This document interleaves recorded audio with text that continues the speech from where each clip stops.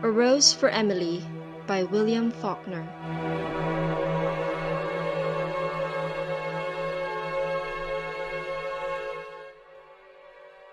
When Miss Emily Grierson died, our whole town went to her funeral. The men threw a sort of respectful affection for a fallen monument, the women mostly out of curiosity to see the inside of her house, which no one save an old manservant, a combined gardener and cook, had seen in at least 10 years. It was a big squarish frame house that had once been white, decorated with cupolas and spires and scrolled balconies in the heavily lightsome style of the 70s, set on what had once been our most select street. But garages and cotton gins that encroached and obliterated even the august names of that neighborhood. Only Miss Emily's house was left, lifting its stubborn and coquettish decay above the cotton wagons and the gasoline pumps, an eyesore among eyesores. And now Miss Emily had gone to join the representatives of those august names, where they lay in the cedar-bemused cemetery among the ranked and anonymous graves of Union and Confederate soldiers who fell at the Battle of Jefferson. Alive, Miss Emily had been a tradition, a duty and a care, a sort of hereditary obligation upon the town, dating from that day in 1894, when Colonel Sartoris, the mayor, he who fathered the edict that no Negro woman should appear on the streets without an apron, remitted her taxes, the dispensation dating from the death of her father on into perpetuity. Not that Miss Emily would have accepted charity.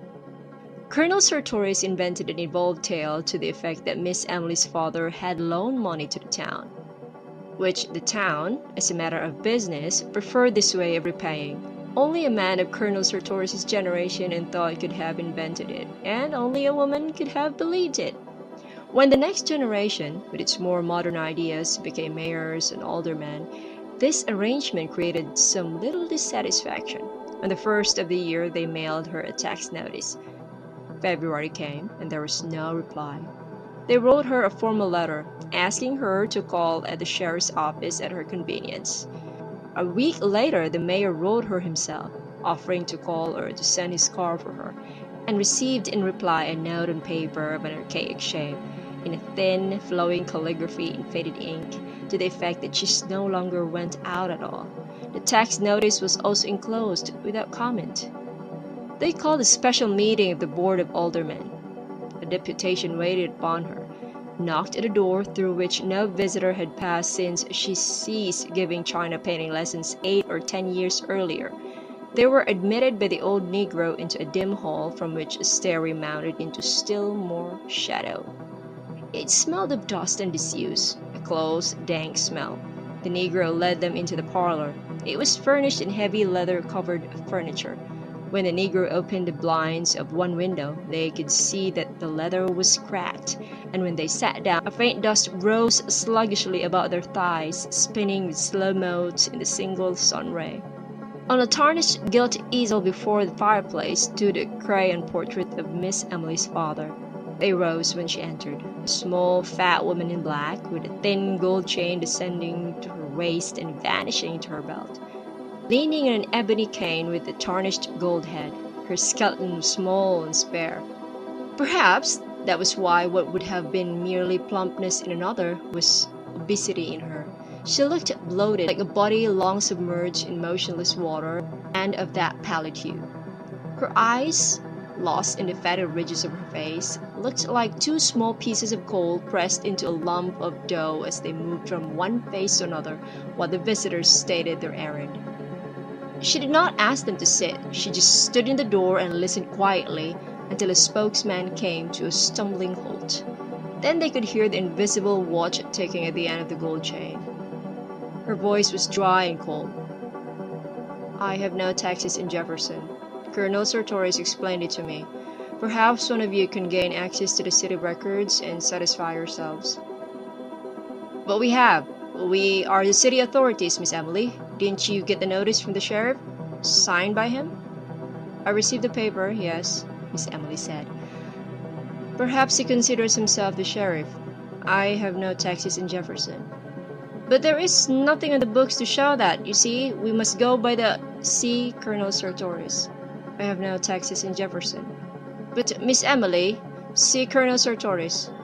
Colonel Sartoris had been dead almost 10 years. I have no taxis in Jefferson. Toby, the Negro appeared. Show this gentleman out.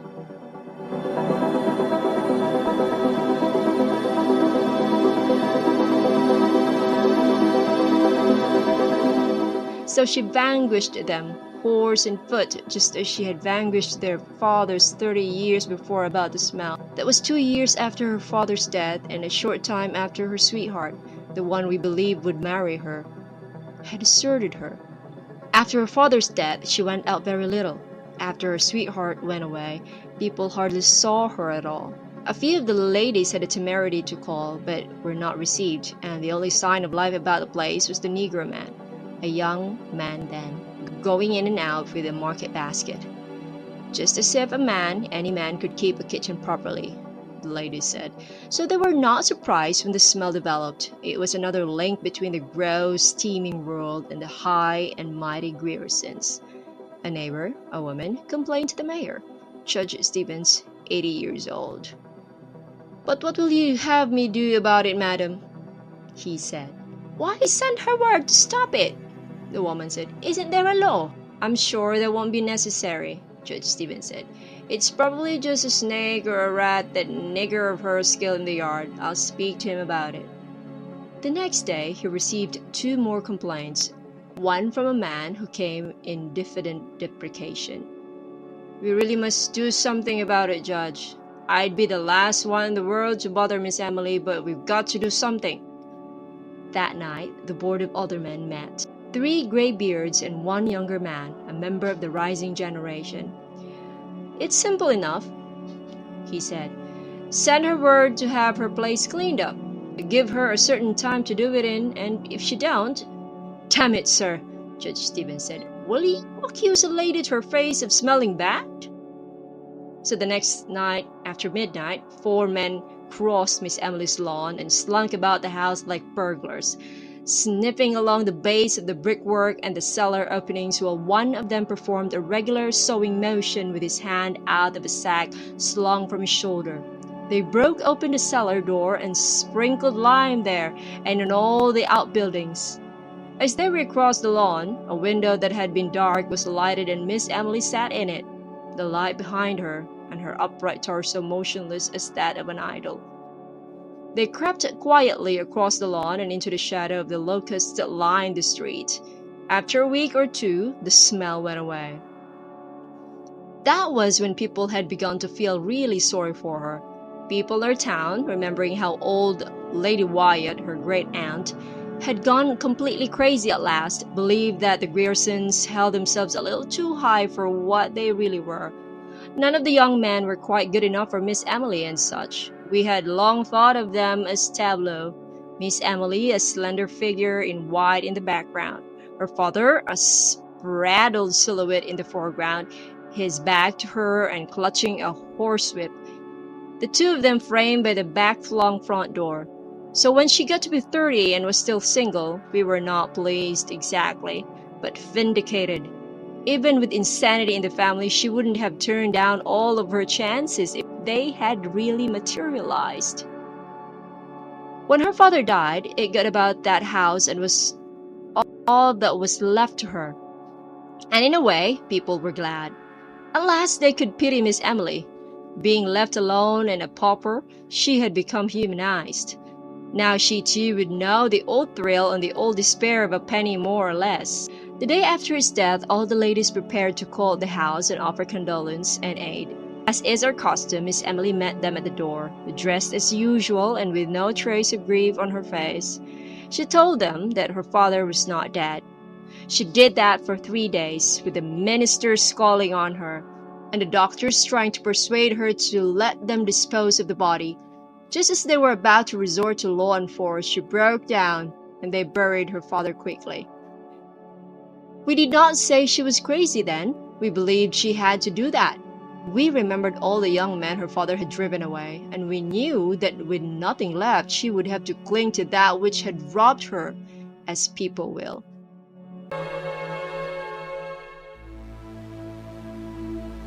She was sick for a long time. When we saw her again, her hair was cut short, making her look like a girl, with a vague resemblance to those angels in colored church windows, sort of tragic and serene. The town had just let the contracts for paving the sidewalks, and in summer after her father's death they began to work.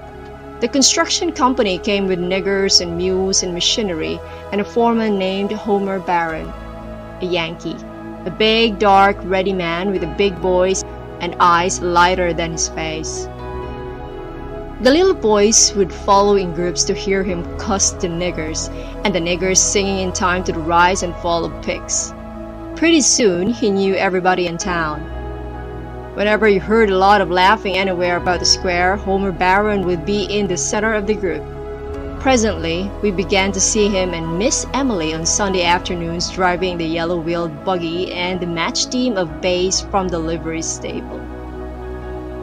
At first, we were glad that Miss Emily would have an interest because the ladies all said, of course, a Grierson would not think seriously of a northerner, a day laborer. But there were still others, older people, who said that even grief could not cause a real lady to forget noblesse oblige, without calling it noblesse oblige.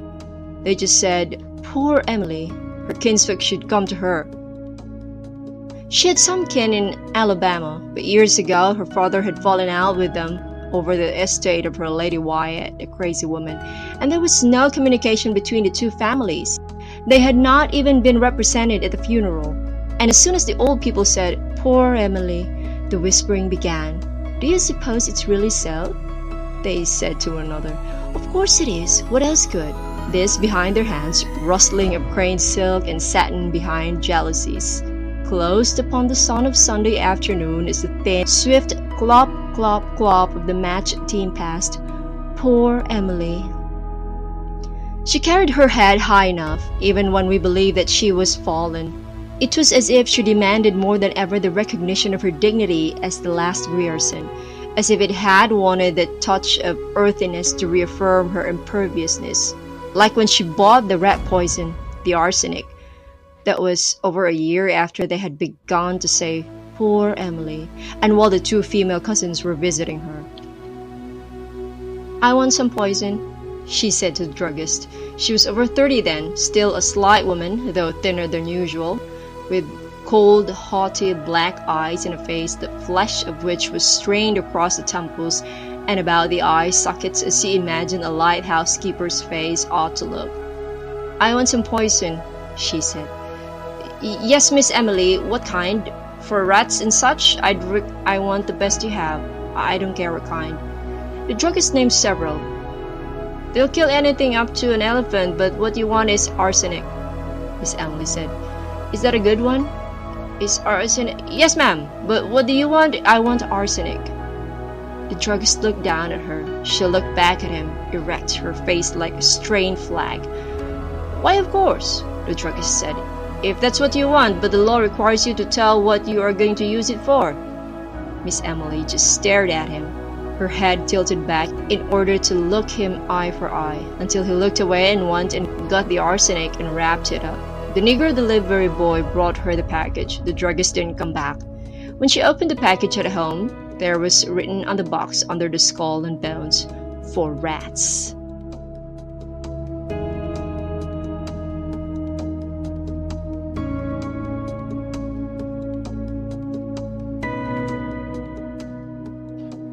So the next day, we all said, she would kill herself. And we said it would be the best thing. When she had begun to be seen with Homer Barron, we had said, she will marry him. Then we said, she will persuade him yet, because Homer himself had remarked he liked men and it was known that he drank with a younger man in Elks Club, that he was not a marrying man. Later we said, poor Emily, behind the jalousies as they passed on Sunday afternoon in the glittering buggy. Miss Emily with her head high, and Homer Barron with his hat cocked and a cigar in his teeth, reins and a whip in a yellow glove. Then some of the ladies began to say that it was a disgrace to the town, and a bad example to the young people. The men did not want to interfere, but at last the ladies forced the Baptist minister. Miss Emily's people were Episcopal, to call upon her. He would never divulge what happened during that interview, but he refused to go back again. The next Sunday, they again drove about the streets, and the following day, the minister's wife wrote to Miss Emily's relations in Alabama. So she had bloodkin under her roof again, and we sat back to watch developments. At first, nothing happened. Then we were sure that they were to be married. We learned that Miss Emily had been to the jeweler's and ordered a man's toilet set in silver with the letters HB on each piece. 2 days later, we learned that she had bought a complete outfit of men's clothing, including a nightshirt, and we said, "They are married." We were really glad. We were glad because the two female cousins were even more Grierson than Miss Emily had ever been. So we were not surprised when Homer Barron, the streets had been finished some time since, was gone.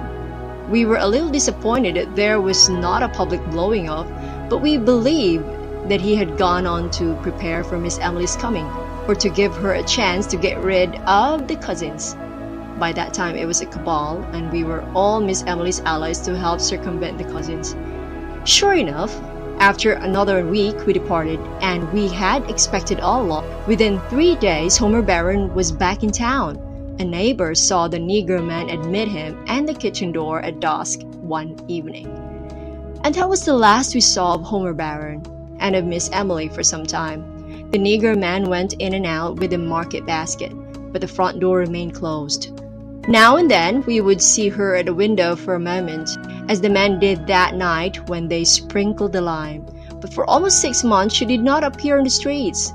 Then we knew that this was to be expected too, as if that quality of her father which had thwarted her woman's life so many times had been too virulent and too furious to die. When we next saw Miss Emily, she had grown fat and her hair was turning gray. During the next few years, it grew grayer and grayer until it attained an even pepper and salt iron gray, when it ceased turning. To the day of her death at 74, it was still that vigorous iron gray, like the hair of an active man. From that time on, her front door remained closed, save for a period of 6 or 7 years when she was about 40, during which she gave lessons in china painting. She fitted up a studio in one of the downstairs rooms, where the daughters and granddaughters of Colonel Sartorius's contemporaries were sent to her with the same regularity and in the same spirit that they were sent to church on Sundays, with a 25-cent piece for the collection plate. Meanwhile, her taxes had been remitted. Then the newer generation became the backbone and the spirit of the town, and the painting pupils grew up and fell away and did not send their children to her with boxes of color and tedious brushes and pictures cut from the ladies' magazines. The front door closed upon the last one and remained closed for good. When the town got free postal delivery, Miss Emily alone refused to let them fasten the metal numbers above her door and attach a mailbox to it. She would not listen to them. Daily, monthly, yearly, we watched the Negro grow grayer and more stooped, going in and out with the market basket. Each December we sent her a tax notice, which would be returned by the post office a week later and claimed. Now and then we would see her in one of the downstairs windows. She had evidently shut up the top floor of the house, like the carved torso of an idol in a niche, looking or not looking at us. We could never tell which. Thus she passed from generation to generation, dear, inescapable, impervious, tranquil, and perverse. And so she died, fell ill in the house filled with dust and shadows, with only a doddering Negro man to wait on her. We did not even know she was sick. We had long since given up trying to get any information from the Negro. He talked to no one, probably not even to her, for his voice had grown harsh and rusty as if from disuse. She died in one of the downstairs rooms, in a heavy walnut bed with a curtain. Her gray head popped on a pillow, yellow and moldy with age and lack of sunlight.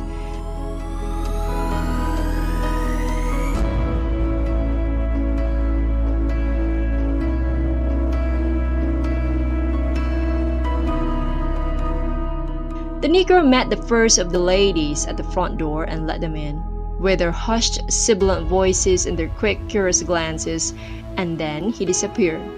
He walked right through the house and out of the back and was not seen again. The two female cousins came at once. They held the funeral on the second day, with the town coming to look at Miss Emily beneath a mass of bought flowers, with the crane face of her father musing profoundly above the bier, and the ladies sibilant and macabre, and the very old men, some in their brushed Confederate uniforms, on the porch and the lawn, talking of Miss Emily as if she had been a contemporary of theirs, believing that they had danced with her and courted her perhaps, confusing time with its mathematical progression, as the old do, to whom all the past is not a diminishing road, but instead a huge meadow with no winter ever quite touches, divided from them now by the narrow bottleneck of the most recent decade of years. Already we knew that there was one room in that region above stairs which no one had seen in 40 years, and which would have to be forced. They waited until Miss Emily was decently in the ground before they opened it.